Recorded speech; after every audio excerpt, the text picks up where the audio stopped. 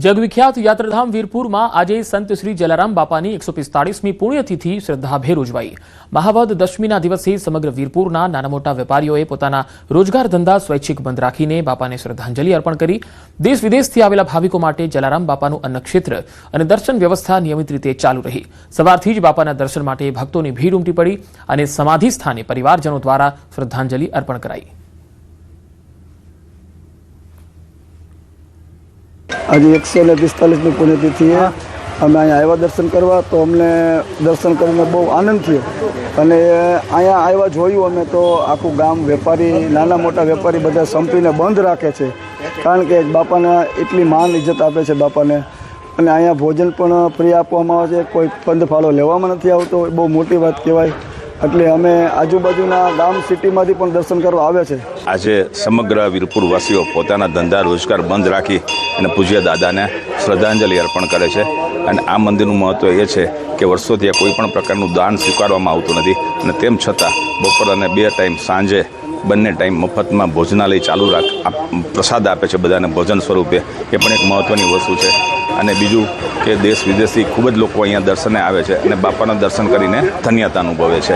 देने को टुकड़ाओ लेने का हरे का नाम एवं पूज्य जलाराम सिंह बापू वीरपुर में 145 पुण्यतिथि लईने ग्रामजनों और एसोसिएशन द्वारा अत्यारे ते वीरपुर अंदर में सतत बंद रखवामां बापा ने श्रद्धांजलि अर्पण करवामां आवी छे। आपणे पहेला सीधा दृश्य बताव्युं छे कि अत्यारे पोताना रोजगार धंधा बंद राखी अने बापाने श्रद्धांजलि आपवामां आवे छे। देशथी विदेशथी लोको आवता होय छे अने बापानुं धनी अनुभवता होय छे। आजे लाखों भाविको दर्शन माटे पहोंच्या छे जलाराम बापानी। मुनाफाकारी न्यूज़ गुजराती वीरपुर। महाशिवरात्रिना मिनी कुंभ मेळानो भवनाथ तळेटीमां रंगे चंगे प्रारंभ थयो, जेने लईने भक्तोमां अनेरो उत्साह छे। प्रथम दिवसे ज मोटी संख्यामां मानव महेरामण उमटी पड्युं। 1 लाखथी वधु श्रद्धाळुओए भवनाथ महादेवना अने साधु संतोना दर्शन करीने धन्यता अनुभवी। लोको दूर दूरथी खास दर्शन करवा आवी रह्या छे। भजन भोजन अने भक्तिनो त्रिवेणी संगम एटले महाशिवरात्रिनो आ मेळो। भवनाथनी तळेटीमां चाली रहेला महाशिवरात्रिना मिनी कुंभ मेळाना बीजा ज दिवसे मानव महेरामण उमट्युं। भवनाथ तळेटीमां भक्तिनो रंग जाम्यो छे। देशना विविध भागोमांथी भाविको आवी रह्या छे। मात्र एक ज दिवसमां 1 लाखथी वधु श्रद्धाळुओए मेळानो लाभ लीधो अंदाज छे। श्रीलंकामां चाली रहेल T20 वर्ल्ड कपनी चारे तरफ चर्चामां छे। T20 वर्ल्ड कपमां कुल 20 टीमो मैदानमां उतरी, जेमां एक भारतीय मूळनो अने गुजराती क्रिकेटर रमी रह्यो छे। पोरबंदरनो 36 वर्षनो क्रिकेटर जय ओडेदरा T20 वर्ल्ड कपमां रमवा उतर्यो, जेने श्रीलंका सामेनी पल्लेकेलेमां रमाયેલી મેચમાં તક આપવામાં આવી। જયના પોરબંદરમાં રહેતા માતા સહિત પરિવારના સભ્યોમાં આનંદની લાગણી છે। પરિવારે સાથે બેસીને જયની મેચ પણ જોઈ। 11 વર્ષની ઉંમરે ક્રિકેટ કિટ પકડ્યા બાદ અનેક ઉતાર ચઢાવ જોયા પછી ઇન્ટરનેશનલ ટીમમાં રમવાના સપનાને સાકાર કરવા ઓમાન પસંદ કર્યું છે। આ ખેલાડીને ઇન્ટરનેશનલ ટીમમાં રમતું જોઈ પરિવારજનોમાં ખુશીની લહેર છે। બહુ ખુશી થઈ મને, રમે એને ભગવાન અજય રમાડે ને સારું કરે બધાયમાં। નાનેથી થતા નેભા વડોદરાનો મેચ હતો તો અહીં રણજીતભાઈ લઈને ત્યાં જતા તો એ તે દીથી એને મનમાં એમ થઈ ગયું મારે ક્રિકેટ જ રમવું। ભણવા આવે પાછો જાય 6 વાગે હાજર થઈ જાય ને એને એવું નથી કંઈ કરવું। 9 વર્ષનો હતો તે દીનો જ ક્રિકેટમાં એને બહુ જ ઓલું હતું કે મારે ક્રિકેટ રમવું છે અને મારા રણજીત કાકા છે ને એની જ એની વાહે બધું આ ક્રિકેટની લાઈન ને જે કંઈ પણ હોય અને ખૂબ ખૂબ મહેનત કરી છે મારા રણજીત કાકાએ। અને એ અત્યારે વર્લ્ડ કપ T20 રમે છે, એ અમે ગર્વ અનુભવીએ છીએ। સારું રમે અને આગળ પોરબંદરનું નામ રોશન કરે, બસ એટલું જ।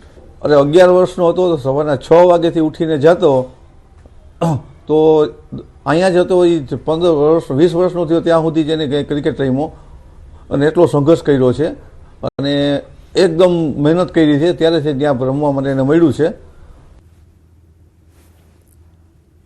અમદાવાદના નગરદેવી ભદ્રકાળી માતાજીનું મંદિર હજારો શ્રદ્ધાળુઓ માટે આસ્થાનું કેન્દ્ર છે। માતાજીની નગરયાત્રાનું સતત બીજા વર્ષે આયોજન કરાયું છે। ગત વર્ષની જેમ સમગ્ર અમદાવાદ શહેર નગરયાત્રામાં જોડાશે તેવી આશા વ્યક્ત કરાઈ। આ વખતે રૂટમાં વધારો કરીને રાયખડ અને ખાડિયા વિસ્તારનો સમાવેશ કરાયો છે। યાત્રા 3 દરવાજાથી શરૂ થઈ રિવરફ્રન્ટ મહાલક્ષ્મી માતા મંદિર ખાતે સાબરમતી નદીની આરતી સાથે ગણપતિ બાપા અને બહુચરાજી માતાના મંદિર થઈ પરત મંદિરે પહોંચશે। આ વખતે રૂટમાં વધારો કરાયો છે। રાયખડ અને ખાડિયા રૂટનો પણ સમાવેશ કરાયો છે। ઉપરાંત આ વખતે ભક્તો માટે ભંડારા સાથે બુંદીનો પ્રસાદ પણ છે। અમરેલીના શામળાજીમાં બિસ્માર રોડને લઈને વિરોધ. કાદવિયા ગામમાં ડામર રોડ ન હોવાથી લોકોમાં આક્રોશ છે. ગ્રામજનોએ કલેક્ટર કચેરી બહાર સૂત્રોચ્ચાર કર્યા. આઝાદીના 78 વર્ષ બાદ પણ ડામર રોડની સુવિધા નથી. ગ્રામજનોએ કલેક્ટરને આવેદનપત્ર આપીને રજૂઆત કરી. ડામર રોડ ન હોવાના કારણે બાળકોને હાલાકી પડી રહી છે. ગામના બાળકોને શાળામાં જવા મુશ્કેલી થઈ રહી છે. અનેક રજૂઆત છતાં કામગીરી ન કરાઈ હોવાનો દાવો છે. ગામમાં 108 પણ આવી શકતી નથી. રોષે ભરાયેલા ગ્રામજનોએ ચીમકી આપી છે. 16 ફેબ્રુઆરીથી શિક્ષણનો બહિષ્કાર કરવામાં આવશે. અમારી તકલીફો રજૂઆતો ઘણીવાર રજૂઆતો કરી છે. સરપંચશ્રીને પણ વાત કરી છે. તેમ છતાં આજ સુધી રસ્તાનું કોઈ અમારું ઠેકાણું નથી. અમારો વિકાસના કામો પૂરું કરે એવી અમારી માગ છે. એવી તકલીફો પડી છે. બહુ તકલીફો પડે. ભણવા જવા અવર જવર માટે છોકરાઓની બહુ તકલીફ છે. નદી કિનારે એક પ્રસાર થતો રસ્તો છે. અમારા છોકરા શાળાની અંદર જાય છે. રસ્તાની બહુ તકલીફ છે. રસ્તા તૂટી ગયા છે અને કાદવ કિચડ થઈ જાય છે. એનાથી બાળકો શાળામાં જઈ શકતા નથી અને છોકરાની તકલીફ પડે પછી શાળાનું શિક્ષણ બગડી જાય છે. ત્યાં સુધી અમે છોકરાઓને શાળામાં કઈ રીતના લઈને જઈ શકીએ. અત્યારે સુધી બધી જગ્યાએ પદાધિકારીઓને અમે માગણી કરી છે, પણ અત્યાર સુધી કોઈ માગણી પૂરી કરવામાં આવી નથી. અમારા નાના નાના છોકરાઓ સ્કૂલ કોલેજના કારણ જાય છે તો રસ્તા બહુ કાચા છે અને ચોમાસામાં પાણી આવી જાય છે તો છોકરાઓ સ્કૂલમાં જઈ શકતા નથી. પોલીસ ઇન્સ્પેક્ટરોની બદલી પર બોલ્યા ડીજીપી. 1 વર્ષથી નિમણૂકની રાહમાં છે 350 પીઆઈ. ટૂંક સમયમાં કરાશે નિમણૂક. પીએસઆઈમાંથી પીઆઈની મળી શકે છે બઢતી.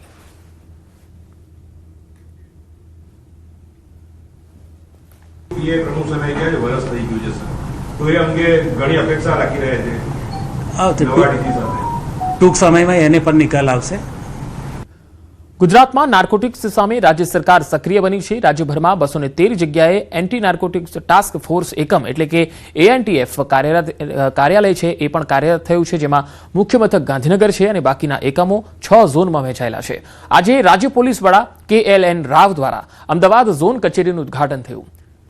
એનડીપીએસના કેસો અંતર્ગતની વાત કરીએ તો વર્ષ 2025માં અમદાવાદમાં 88 એનડીપીએસ કેસ નોંધાયા અને 707 કિલો ડ્રગ્સ અને 5.52 કરોડનો મુદ્દામાલ જપ્ત કરાયો. 124 આરોપીઓ પકડાયા. રાજ્યભરમાં 1058 ગુનાઓમાં 20,995 કિલો ડ્રગ્સ અને 2,248 કરોડ રૂપિયા જપ્ત કરાયા. છેલ્લા 5 વર્ષમાં 1,18,659 કિલો ડ્રગ્સ અને 12,927 કરોડનો મુદ્દામાલ જપ્ત કરાયો. ત્યારે નાગરિકો માહિતી આપી શકે તે માટે હેલ્પલાઇન પણ શરૂ કરાઈ છે. મહીસાગર જિલ્લામાં ભારતીય જનતા પાર્ટીની નવી સંગઠન રચના જાહેર થતા કાર્યકર્તાઓમાં ખુશી છે. નિમાયેલા હોદ્દેદારોને તમામ સમાજના લોકોએ અભિનંદન આપ્યા. બાલાસિનોર નગરના અંબે માતાના મંદિરે પૂજા અર્ચના કરવામાં આવી. ત્યાંથી મોટી સંખ્યામાં કાર્યકર્તાઓ રેલી સ્વરૂપે ફાગવેલ ભાથીજી દાદાના મંદિરે પહોંચ્યા. અંદાજે 150થી વધુ વાહનો સાથે રેલી નીકળી. ભાથીજી દાદાને ધજા ચડાવી આશીર્વાદ લેવામાં આવ્યા. સર્વ સમાજના લોકો રેલીમાં જોડાયા હતા. હોદ્દેદારોનું ફૂલહાર પહેરાવીને સન્માન કરાયું. નવા હોદ્દેદારોને લઈ કાર્યકર્તાઓમાં ઉત્સાહનો માહોલ છે. પ્રાઇવેટ કોચિંગ ક્લાસમાં વિદ્યાર્થીને હિન્દીમાં વાતચીત કરવાનું કહેતા મનસે આક્રમક મોડમાં જોવા મળ્યું. મનસેના સૈનિકોએ પ્રાઇવેટ ક્લાસના કર્મચારી સાથે મારપીટ કરી અને ધમકાવ્યા. નાસિકના શરણપુર રોડ પર સ્થિત ફિઝિક્સવાળા ક્લાસનો આ સમગ્ર મામલો છે. વિદ્યાર્થીઓનો આરોપ છે કે મરાઠી ભાષામાં વાત કરતા વિદ્યાર્થીઓને મનસેલર્સ કહીને ટીચરે અપમાનિત કર્યા, મેનર્સલેસ કીધા, જે બાદ મનસેના કાર્યકર્તાઓએ તેમની સાથે મારપીટ કરી. તો નાસિકમાં ચાલી શું રહ્યું છે તમે જોઈ શકો છો.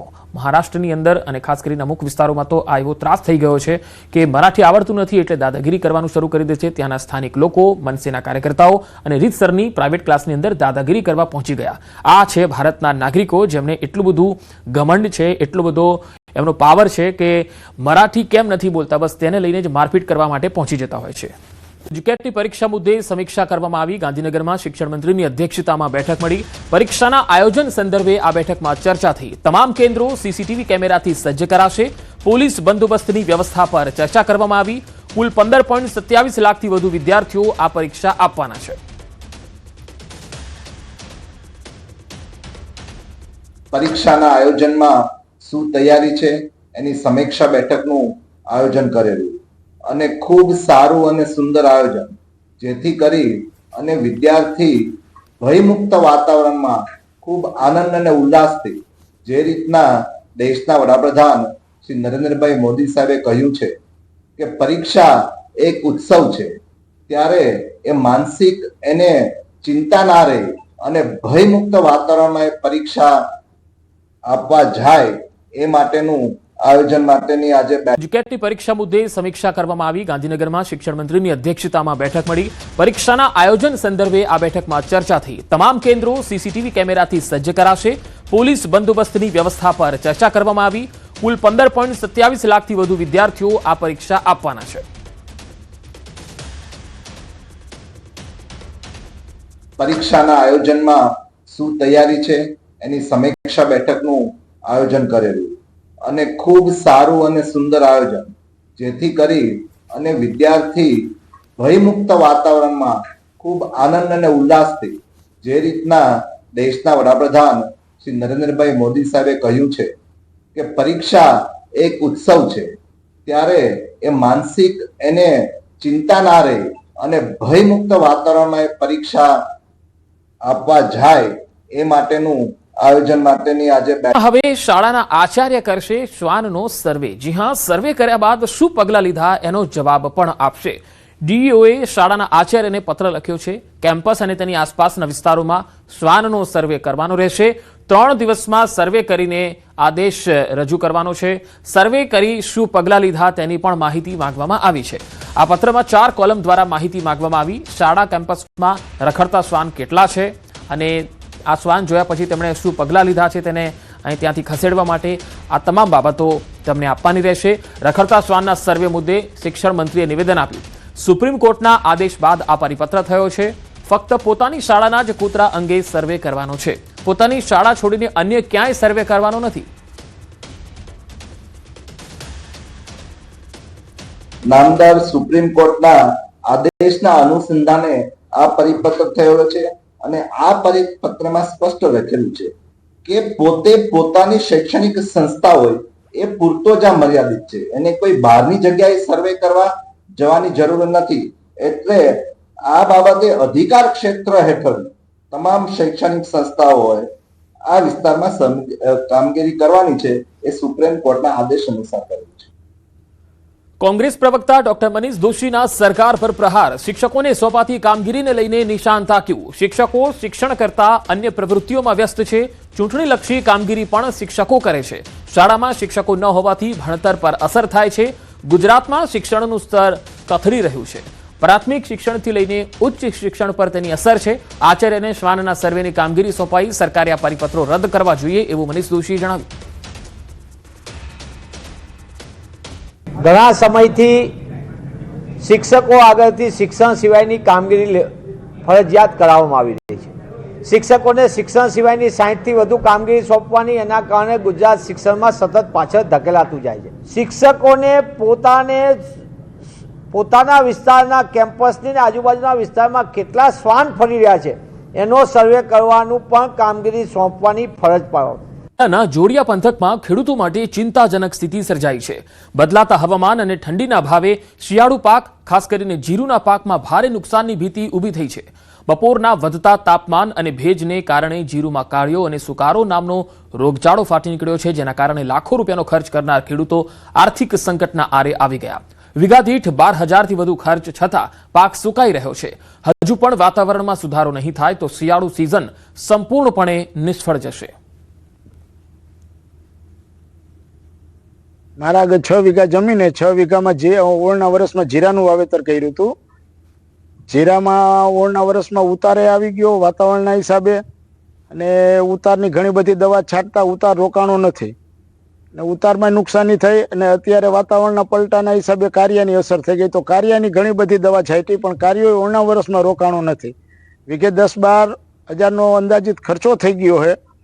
ને હવે આ જ્યારે પરિસ્થિતિ એવી છે કે આમાં જીરું બચે એવું લાગતું નથી. છતાંય હવે છેલ્લે સુધીમાં કેટલું બચે અને કેટલું અમારા હાથમાં આવે એ કાંઈ અત્યારથી કહી શકાય એમ નથી. સુકારો અને કારિયો બે રોગ એવા ભયંકર આવે, જીરું થતું જ નથી. 80% જીરું બગડી ગયું છે અને 10-12 હજારનો વીઘે ખર્ચો થઈ ગયો છે. તો હવે છેલ્લે લગી અમારે કેટલો બગાડ આવે અમારા હાથમાં આવે એવું કાંઈ લાગતું નથી. અને 10-12 હજારનો તો વીઘે ખર્ચો કર્યો છે. અને જીરાનો પાક એવો છે કે ઠંડી ઋતુ સિવાય થાય નહીં. તો હવે અમે તો દવાનો જે કોશિશ કરવા નથી, પાવાની દવાની મહેનત તમામ કરી લીધી છે. હવે બાકી તો અમારા ઈશ્વર ઉપર આધાર છે.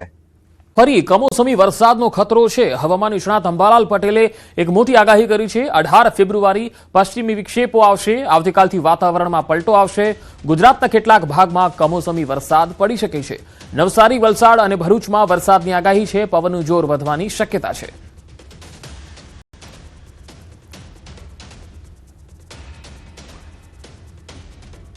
આ લો પ્રેશર વેલમાર્ક લો પ્રેશરમાં તબદીલી થવાની શક્યતા રહેશે, જેના કારણે આ લો પ્રેશરના લીધે ત્યાંની અસર છેક જે પશ્ચિમ વિક્ષોભમાં મર્જ થાય તો છેક મેદાની ભાગો સુધીમાં પણ તેની અસર થવાની શક્યતા રહેશે.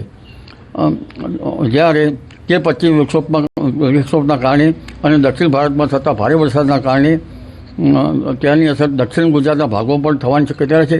ક્યાંક ક્યાંક વરસાદ કે છાંટાછૂટી થવાની શક્યતા રહેશે, જેમ કે ભરૂચ, નવસારી, સુરત, આહવા, ડાંગ, વલસાડના ભાગોમાં પણ ક્યાંક વરસાદ થવાની શક્યતા રહેશે. તો રાજ્યના હવામાનને લઈને મોટી આગાહી. 13 ફેબ્રુઆરીએ વેસ્ટર્ન ડિસ્ટર્બન્સ સક્રિય થશે, જેના કારણે ગુજરાતમાં વાદળછાયું વાતાવરણ રહેશે. ઉત્તર પૂર્વ પશ્ચિમના પવનો ફૂંકાશે. આગામી 7 દિવસ તાપમાન સૂકું રહેશે અને 15 થી 20 કિલોમીટરની પ્રતિ કલાકની ઝડપે પવન ફૂંકાશે. તાપમાનમાં 1 થી 2 ડિગ્રીનો ફેરફાર થશે. 12 से लेकर 18 फरवरी तक मौसम आमतौर पर शुष्क रहने का पूर्वानुमान है और जो लघुत्तम तापमान है इसमें कोई बड़ा बदलाव नहीं रहेगा अगले 7 दिन के लिए. और जो हमारा अहमदाबाद के लिए जो पूर्वानुमान है अगले 24 घंटा तक, इसमें पार्टली क्लाउडी स्काई रहेगा और जो लघुत्तम तापमान है 19 डिग्री सेंटीग्रेड के आसपास रहने का संभावना है. और जो तटीय क्षेत्र है हमारा गुजरात की जो उत्तर और दक्षिण जो तटीय क्षेत्र है of and along Gujarat coast, इसमें पवन का जो दिशा रहेगा उत्तर से उत्तर पूर्व दिशा से पवन चलने का स्थिति है रहेगा और जो स्पीड रहेगा 15 से 20 नॉट. सबसे कम तापमान रिकॉर्ड हुआ है आज जो हुआ है वो केशोद में 14 डिग्री सेंटीग्रेड, जो सामान्य से 0.1 डिग्री सेंटीग्रेड नीचे है. લાપિનોઝ પિઝાના આઉટલેટ પર ગંભીર બેદરકારી સામે આવી. એક ગ્રાહકે બર્ગરમાંથી પ્લાસ્ટિકનો ટુકડો મળ્યાનો વિડીયો સોશિયલ મીડિયા પર મૂક્યો. ફરિયાદના આધારે ફૂડ વિભાગે તપાસ કરી છે અને પાલિકાની તપાસમાં ગ્રાહકની ફરિયાદ સાચી ઠરી છે. ફૂડ સેફટી નિયમોના ભંગ બદલ આઉટલેટને ₹10,000નો દંડ ફટકારવામાં આવ્યો. સાથે જ ભવિષ્યમાં આવી ઘટના ન બને તેની ખાતરી પણ લેવામાં આવી. શહેરમાં ખાણીપીણીની ગુણવત્તા જાળવવા પાલિકાએ કડક ચેતવણી આપી છે.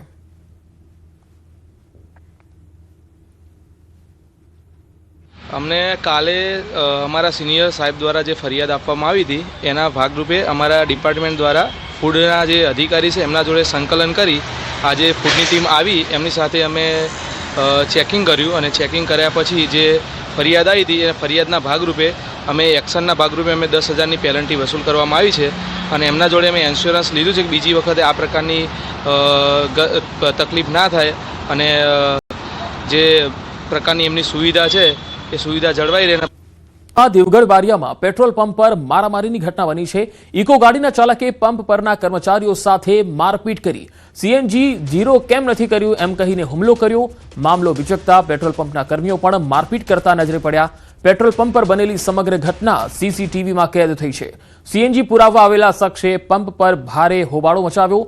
પોલીસે સીસીટીવી ફૂટેજના આધારે તપાસની તજવીજ હાથ ધરી છે. આ તસવીરો જુઓ. પેટ્રોલ પંપના કર્મચારીઓ પણ મારપીટ કરતા દેખાઈ રહ્યા છે. આખી ઘટના સીસીટીવીમાં કેદ થઈ છે. પેટ્રોલ પંપમાં જે પેટ્રોલ ભરાવવા માટે જે આવ્યો હતો તે કાર ચાલકે ખાલી એટલું જ કીધું હતું કે ઝીરો કેમ નથી કર્યું અને બસ આ જ બાબતને લઈને રકઝક થઈ ગઈ. આખી ઘટના સીસીટીવીમાં કેદ છે. સીએનજી પુરાવા આવેલા શખ્સે પંપ પર ભારે હોબાળો મચાવ્યો.